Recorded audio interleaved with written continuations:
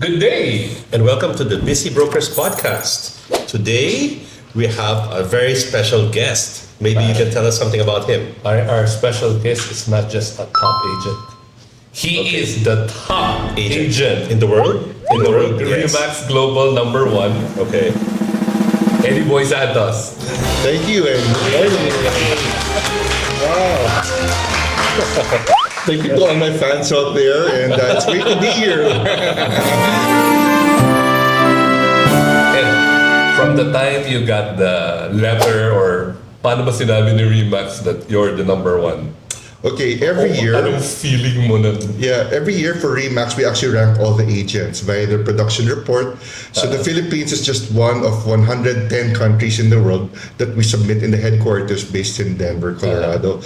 So they don't tell us, sometime January, when all the numbers come in, we have our annual convention in Las Vegas in February. Yeah. So they just send us a generic email. Please prepare your passport, your visa, and you're receiving a special award. Period. We don't know if it's number 10, number 9, number 8. So it's a surprise. So during the luncheon on the first day of the convention, all the top agents in the world are gathered in one ballroom. And then backstage, they give you the trophy and they give you an envelope. It is only then that we find out the rank. So last year we were fortunate enough to become the #1 real estate agent. So it was like a pleasant surprise, and we were also celebrating our 25th year anniversary as a real estate agent. I started when I was 6. No, just kidding. So it was like I felt so fulfilled and thankful, of course, and blessed to receive that award. So from being #1, let's go back in time. What made you choose real estate as your profession? Okay, good question. I actually was in the financial industry as a real estate broker. Stockbroker, yes. Yeah, I remember. From fresh out of school until 1997. Then one day, the market crashed. As in, like it was the Asian financial crisis. 1997, yes. Yeah, so the Indonesian company that I was working for, they had an office here in the Philippines. They called us in the room, beginning tonight, you're all fired because we're closing the company tomorrow. So that whole afternoon, we were calling all our clients, telling that don't worry, we will issue your certificates in your name. And this is the end of our relationship because we're moving on. I'm exiting the industry. And so what happened was my client said, well, Eddie, sayang your talent, you're a good salesman. Why don't you just sell or lease out our properties? So I said, why not? It's something new. But you know what? Easier said than done. Guess how many years it took me to close my first real estate deal? Years? 2 years. Zero yan Zero. Yeah. I was already using my personal funds to fund my day-to-day expenses. And then I told myself, if on my second year, on my 24th month, zero pa rin yung sales, I'll put in my papers already in Procter & Gamble or PRC, which first offered me a job fresh out of college. So the 24th month, I closed my first deal. My gosh. That's why you guys are so lucky because you have mentors, you have people who teach you. You have, when you make a mistake, this is how to do it. I learned the school of hard knocks. Back then, it was lorded over by mga matrons, mga matrona. Yes. They're really good in sales. Ang dami nilang amiga. And they didn't want to teach me anything. Bahala ka, And some of them, in fact, sabotage my sales. Sabi na, don't get that house, may ahas dyan.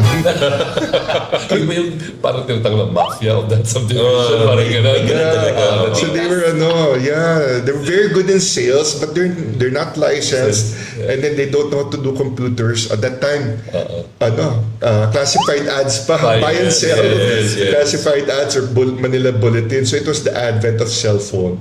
And then through the next years, the technology evolved. So nagkaroon na ng mga cell phones. We had pagers. So these tools we embraced to make it easier to sell properties. Yeah. So that's a sale. Sale yun, yung first transaction. It was actually a lease. But I'll take it. Yeah. I'll take it. It was a lease of a 3-bedroom unit. Pero at that time, beggars can't be choosers. So Sure. it was my most cherished sale. rental property. So, whatever floats your boat. In real estate, sometimes you'll have to navigate so many challenges Yeah. to see what you will be good at. So at that time, sinabi ko, wala na akong panggas. So I'll concentrate in the Makati area.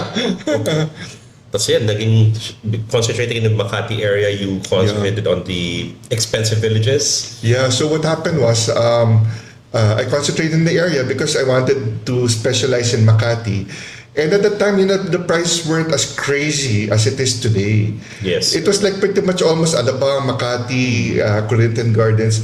They were just pretty much, within the same price range. Yes. So I was praying, dear Lord, sana man lang I reach one boom, one cycle of a boom, and I make it, I make some good money in the real estate. You know what happened was, from 2000, when I first made my first rental and sale, all the way to 2024, all-time high yung market. Of course, today there's a little bit, correction, which expected. Yeah. But 24 years of straight line. Yes. Yeah. So me, were kind of blessed that we were at the right place at the right time. Correct. Yeah. Even you, how long have you been in the real estate? 2006. Oh, see. Yeah. How about Jen? 30 years na. Oh, Mas matagal siya. 30 years. Oo. Yeah. That's why, during the pandemic, this was 2020 to 2022. I said, nako, this is what I've been fearing. The market will crash. During 2020, what happened was, the airline was zero. Hotel, zero. Restaurants, Zero. I have a lot of friends in the restaurant, zero din yung sales. So I said, "You guys, remember that 2020, we had a meeting in Zoom, all of us. Tama. We Yeah. said, brace yourself, the market might go down 30% or it might crash. You know what? The opposite happened. It Yes. went up. And I get goosebumps still right now telling that story because, talagang, we were quite blessed. Hindi tayo pinabayaan ni Lord. And, 2022, all-time high pa rin yung market. 2023, 2024. 2025, it's correcting, which in a way, it's kind of good because the people who could not afford the prices of yesterday Can go Can now- can buy come now. in Yes, now. yes. So parang, Correct. the profits will now be going to the new set of buyers. So don't be, my words of wisdom to the younger crowd. Don't get afraid if prices go down a bit because it's about time that the market really corrects. So how do you... When I say correct, not crash. Yeah, yeah. Because- Correction lang. Correction. Yeah, Yeah. we see a lot of funds right now in the market. And these are not non-DPWH, non-pork barrel fund. We see a lot of newly minted millionaires, multimillionaires out there who have legit businesses. So that's the kind of profile that we service at REMAX. So what would you tell a broker that feels a little jittery with today's market? What would you tell him? Okay, let me tell you a story. In the industry of real estate, we always greet each other. Good morning. Yes. Even if it's Yes. afternoon, we greeting good morning. Yes. Because I believe real estate will always be a sunshine industry. Whether up or down, as a real estate broker, there's business to be made. Because we don't carry physical inventory, not like grocery, may mga gamit, not just like a boutique na, the fads change every 3 to 6 months. Tayo, puhunan natin is laway. So if the market goes up, we do a deal, we get a commission. If the market goes down, someone will sell, someone will buy, we still make a commission. So either way, as long as you're hardworking. Transactional kasi. Yeah, diba? No? yeah. That's true. Yeah. Yeah. So that's the good thing about the real estate industry. Puhunan mo talaga laway. Pero di ba mahirap magharap ng buyer ngayon? Sorry, mag-match kasi ang daming seller Tapos ilan lang ang buyers. Especially in your market. In your market. Yes, no, that's true. That's why, it's always important to have a good name in real estate. Because especially if there's a lot of sellers and then buyers, syempre people will say, naku, ang laking pera I'm releasing from my bank account. I have to have a good and a trusted agent. That's where our PRC licenses come in. Yes. Very important. That's why, for all the buyers out there, make sure your agents are licensed PRC agent. Patingin ng license because they will protect you. They will hold you. That's true. They will That's hold true. your hands throughout the entire process. And you don't need a lawyer anymore because from scratch to finish, Kaya it's a ng full broker. range of service. Yes, correct. So, Ed, if you were to start, let's say, REMAX region right now, let's say, circling back, magsisimula ka ulit, ano klaseng staff ang una mong i-hire? Is it an assistant, a TC, How do Okay. you- yeah. That's a hard question, but siguro I'll get social media person. Okay. Really, a social media because Very relevant Sales now. muna, yes. Yeah. Correct. no matter how good you are, if people don't know about your products, no one will buy.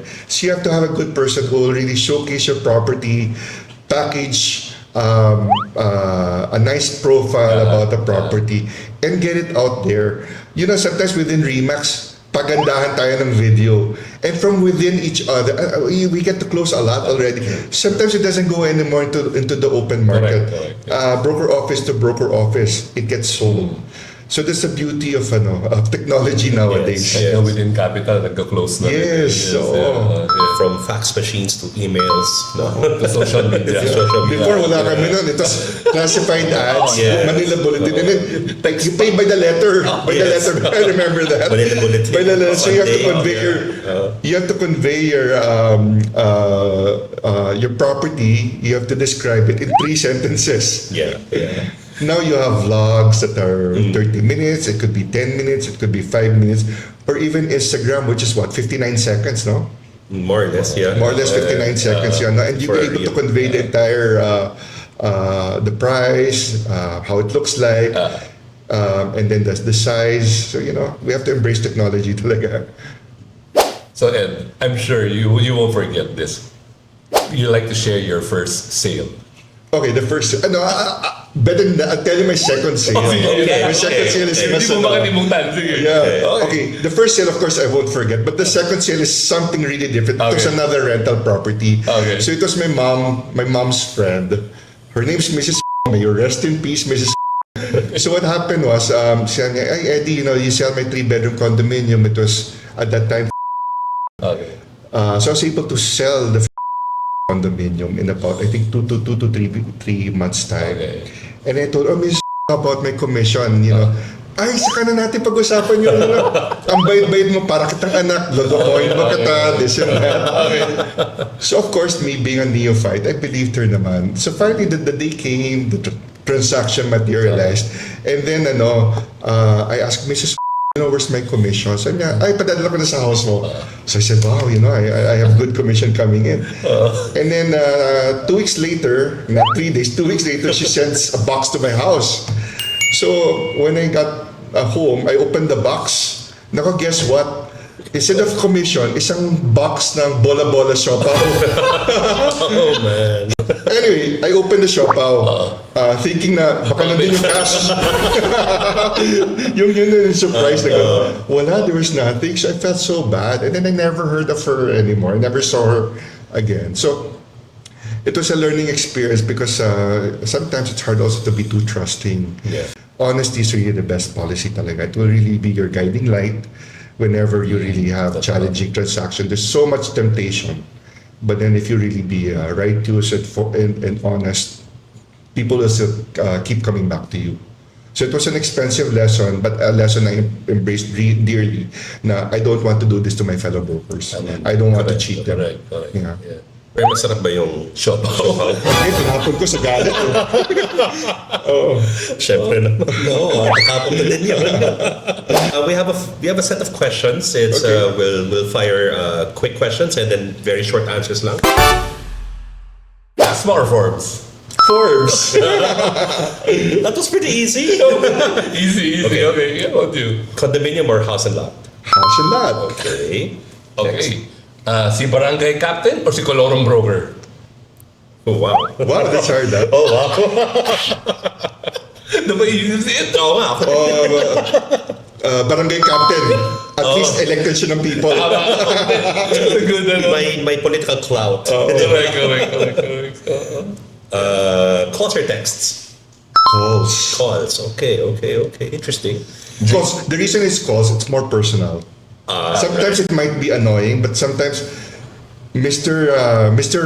I'd like to give you feedback. The property that we showed Karina, the buyer prefers a bigger lot and a 3-bedroom, just a simple 3-bedroom house. So sometimes it's appreciated by the owner. Oh, good good. That's nice. Whether good or bad comment, Because a lot of people are very call adverse. You know, they hate receiving and making calls.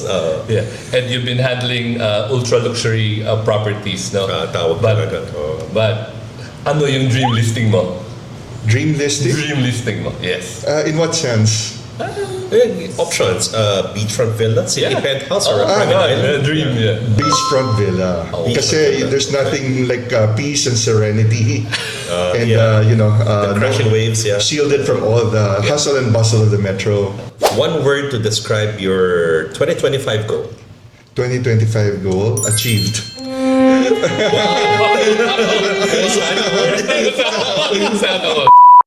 Pare, before we end, nagloloka kami ni Anton minsan.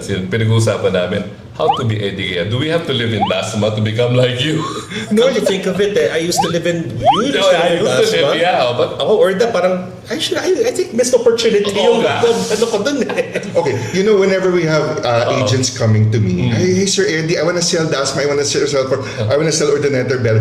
But the money really is in the mid-range market. okay. Yun talagang every 2 weeks, every 3 weeks, if you could, if masipag ka, you can sell. People dream for the ultra high end. The money is really in the mid-range talaga. Siguro gusto lang namin pumunta sa market mo. No, you also. We cross this sometimes, right? Sure. Yeah, it is everyone's dream to be in that market, Correct. the ultra high net worth market, di ba? Yes, sir. But tama si Eddie, the bulk of the buyers now is in that range.